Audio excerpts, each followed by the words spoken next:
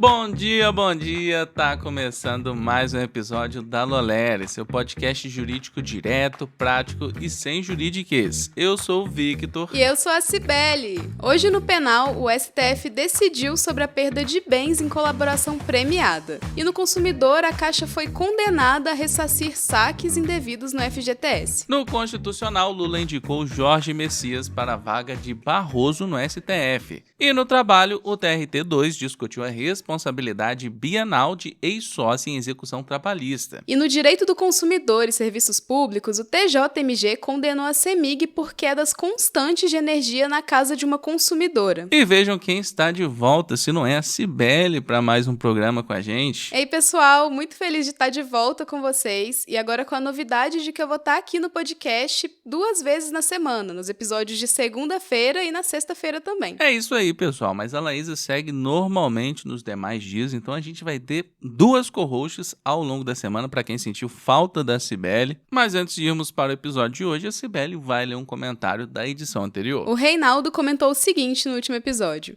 Boa tarde. Mesmo sendo Dia da Consciência Negra, eu sou uma pessoa negra e hoje estou trabalhando. Mas é muito triste saber desses casos sobre racismo, que vêm disfarçados como brincadeira, mas no fundo tem uma conotação diferente. Precisamos mudar essa forma de pensar das pessoas. Porque é o seguinte, Cibele. No episódio passado, no episódio do feriado, né, que foi o Dia da Consciência Negra, a gente teve a infeliz coincidência de ter uma notícia sobre um caso de racismo no episódio, o que só reforça a importância do dia e da conscientização das pessoas. E o comentário do Reinaldo vem para complementar toda essa situação, como muito bem apontado. Muito obrigado pela sua participação, querido, e espero que ano que vem você não tenha que trabalhar nesse dia. Então, café na mão, fone no ouvido, bora entender como essas decisões estão moldando o direito no Brasil?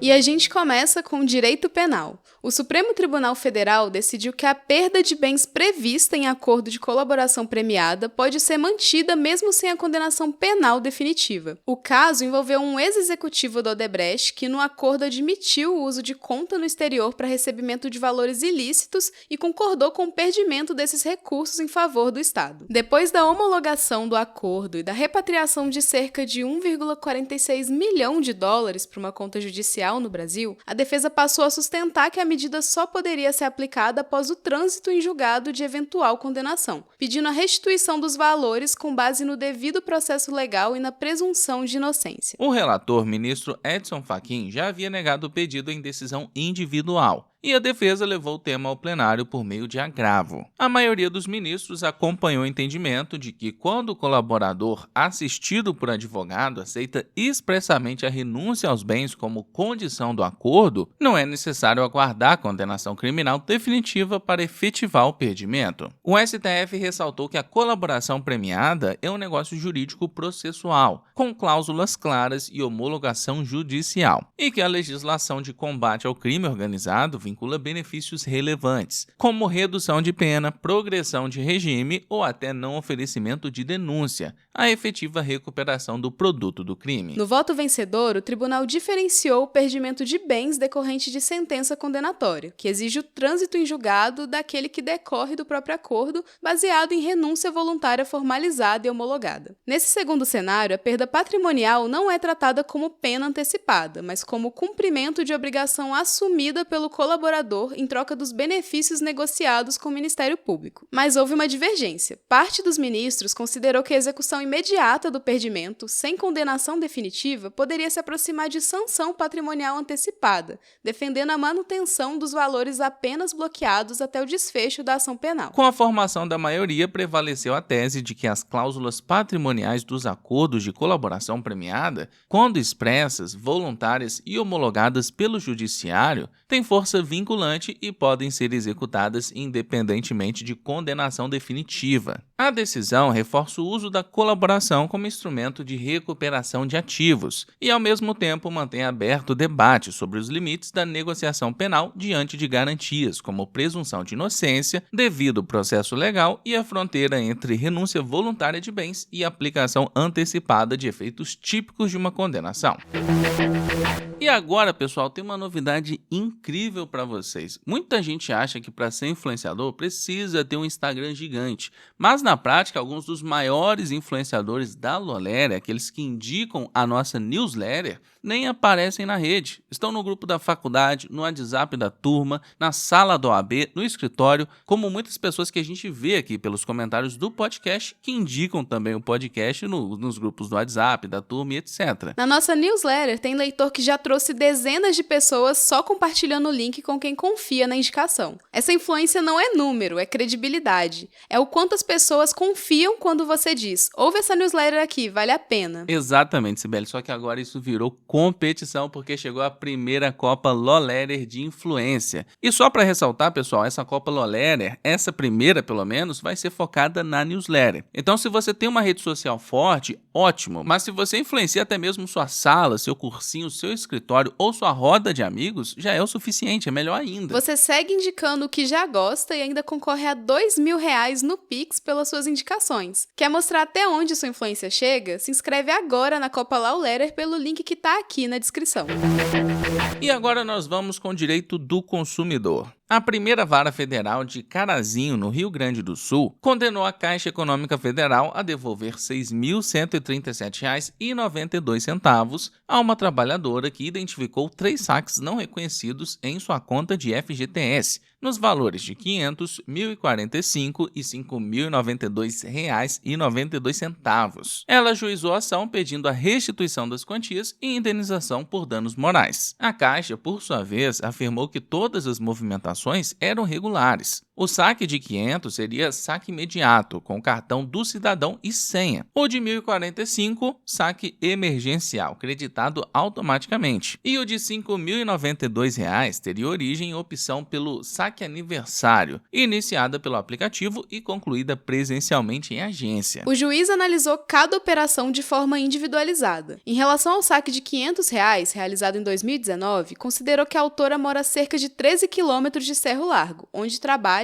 e que a retirada foi feita com cartão e senha, não havendo elementos concretos que afastassem a presunção de regularidade. Por isso, essa movimentação específica foi mantida. Já nos saques de 2020 e 2023, o entendimento foi diferente. No saque emergencial de 1.045, a Caixa se apoiou apenas na ausência de contestação ao crédito automático, sem comprovar a autorização efetiva da trabalhadora. E o juiz ressaltou que silêncio não equivale à anuência expressa. No saque de R$ 5.092,92,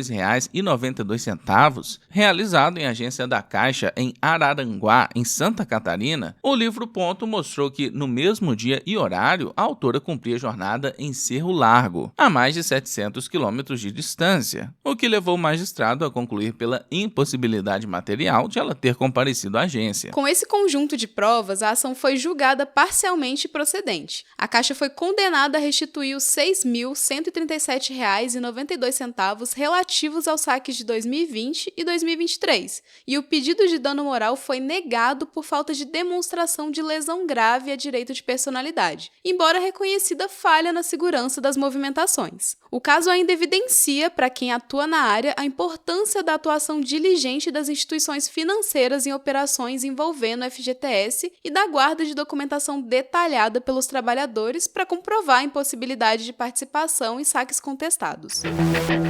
E agora, passando para o direito constitucional, o presidente Luiz Inácio Lula da Silva indicou o advogado-geral da União, Jorge Messias, para a vaga aberta no Supremo Tribunal Federal com a aposentadoria antecipada do ministro Luiz Roberto Barroso. A indicação foi oficializada em 20 de novembro de 2025 e dá início ao rito constitucional. O nome será enviado à Comissão de Constituição e Justiça do Senado, onde o indicado vai ser sabatinado sobre a sua trajetória e entendimentos jurídicos em temas sensíveis, como direitos fundamentais e separação dos poderes. Depois da sabatina, o CCJ vota um parecer pela aprovação ou rejeição. E em seguida, o plenário do Senado decide por maioria absoluta, pelo menos 41 dos 81 senadores. Só então, se aprovado, o presidente pode nomear formalmente o novo ministro. A Constituição exige que integrantes do STF sejam brasileiros entre 35 a 75 anos, de notável saber jurídico e reputação ilibada. Messias, de 45 anos, é bacharel, mestre e doutor em Direito, servidor de carreira da Advocacia Geral da União. Já atuou como procurador da Fazenda Nacional e ocupou cargos estratégicos no Executivo antes de assumir o comando da AGU. À frente da Advocacia Geral da União, Jorge Messias se destacou na defesa de políticas públicas do governo federal e em ações ligadas à responsabilização de envolvidos em ataques à democracia, além de participar de debates sobre combate à desinformação. Se tiver um nome aprovado pelo Senado, poderá permanecer no Supremo até a aposentadoria compulsória, com potencial de influenciar a jurisprudência constitucional por um longo período. A indicação também tem impacto político institucional, por ser a terceira escolha de Lula para o STF neste mandato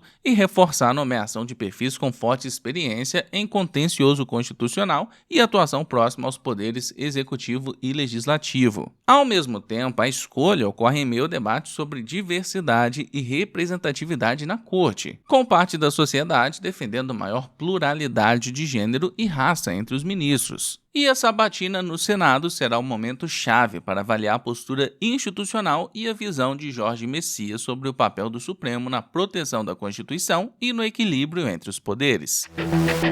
Agora, com o direito do trabalho, a 17ª turma do TRT da 2ª Região, em agravo de petição, excluiu uma ex-sócia do polo passivo de uma execução trabalhista, mas manteve outra ex-integrante do quadro societário na cobrança. A execução começou após condenação da empresa ao pagamento de verbas relativas a período de estabilidade. E diante da frustração da cobrança contra a pessoa jurídica, foi instaurado um incidente de desconsideração da personalidade jurídica, que levou à inclusão de sócios e ex-sócios no cumprimento da sentença. No caso da primeira ex-sócia, documentos da junta comercial mostraram que a retirada dela do contrato social ocorreu antes mesmo do início da prestação de serviços pelo empregado. A turma entendeu que ela não participou da gestão durante o contrato de trabalho nem se beneficiou economicamente da força de trabalho do reclamante, e por isso não havia fundamento para responsabilizá-la pelos débitos discutidos na execução. Já em relação à segunda ex-sócia, a saída ocorreu durante a vigência do contrato e menos de 2 anos antes do ajuizamento da ação. Com base nos artigos 1003 e 1032 do Código Civil, o colegiado reconheceu a responsabilidade solidária do sócio retirante pelas obrigações contraídas enquanto integrava a sociedade, por até 2 anos após a averbação da retirada. O relator destacou que o prazo conta da averbação na junta até o ajuizamento, que no período em que esteve no contrato social, a ex-sócia se beneficiou do trabalho do empregado e que as tentativas de satisfação do crédito contra a empresa e o sócio atual foram infrutíferas, reforçando na prática que a responsabilidade pode persistir por até 2 anos e que os credores podem combinar desconsideração da personalidade com as regras do Código Civil para buscar a efetividade da execução. E vamos para a última notícia do episódio de hoje com direito do consumidor. A primeira Câmara Civil do TJ de Minas Gerais condenou a CEMIG a pagar R$ 5.000 em danos morais a uma consumidora de Caldas, no sul do estado, por interrupções frequentes de energia em sua residência. Segundo os autos, ao longo de 2022 foram registradas diversas falhas no fornecimento, inclusive 14 interrupções apontadas pela própria concessionária, com episódio de quase 9 horas sem energia em 31 de dezembro. Em primeiro grau, o pedido de indenização havia sido negado. Inconformada, a consumidora recorreu alegando violação reiterada do dever da concessionária de assegurar a continuidade e qualidade no serviço. O relator, desembargador Manuel dos Reis Moraes, deu provimento parcial ao recurso para reconhecer o dano moral e fixar a indenização em R$ 5.000, mantendo, porém, o indeferimento dos danos materiais por falta de prova específica dos prejuízos. A CEMIG, por sua vez, atribuía as interrupções a fatores externos, como queda de árvores e descargas atmosféricas. Na fundamentação, o magistrado afirmou que a suspensão indevida e reiterada do fornecimento de energia extrapola o mero aborrecimento cotidiano, sobretudo quando há períodos prolongados sem restabelecimento. Destacou também que a empresa não comprovou de forma robusta os eventos de força maior alegados, nem demonstrou ter restabelecido o serviço dentro dos prazos regulamentares em em todas as ocorrências, motivo pelo qual reconheceu o defeito na prestação de serviço e o consequente dano moral. A decisão se alinha à responsabilidade objetiva das concessionárias de serviço público nas relações de consumo, em que o usuário não precisa provar culpa, mas apenas o defeito do serviço e o dano sofrido. Por outro lado, o indeferimento dos danos materiais reforça que o consumidor precisa apresentar documentos e provas concretas de prejuízos, sob pena de não ver essa parcela reconhecida. O caso também mostra a importância da continuidade e estabilidade no fornecimento de energia e indica que alegações genéricas de força maior não bastam para afastar a responsabilidade da concessionária sem comprovação adequada. Então por hoje é isso, e muito obrigado por ter chegado até aqui nessa sexta-feira. Como sempre, eu quero agradecer a todo mundo que comentou na edição passada e bateu ponto aqui com a gente. E eu estou deveras chateado, eu gostaria de dizer, porque todo mundo tava cobrando episódio na quinta-feira, Cibele, no feriado, só que muito pouca gente comentou. Fizeram eu trabalhar no feriado e não comentaram, galera. O comentário de vocês é muito importante pro engajamento do podcast e para que ele chegue em novas pessoas. Mas para aqueles que não me abandonaram, eu quero agradecer o Reinaldo, o Diogo Lemos, que corrigiu aqui a fala do nome dele, a Helena, a Shirley, a Bela, Guilherme, Bianca Martinez e Felipe Calou. Muito obrigado a todos que comentaram. E não esquece de seguir o podcast na sua plataforma preferida, avaliar a gente com 5 estrelas e também ativar as notificações para não perder nada. Compartilha também o episódio lá nos seus stories e marca a gente no @lo.lera, que a gente tá sempre repostando por lá. Então por hoje é isso, e bons estudos por aí, bom trabalho e bom final de semana. A gente se vê no próximo episódio.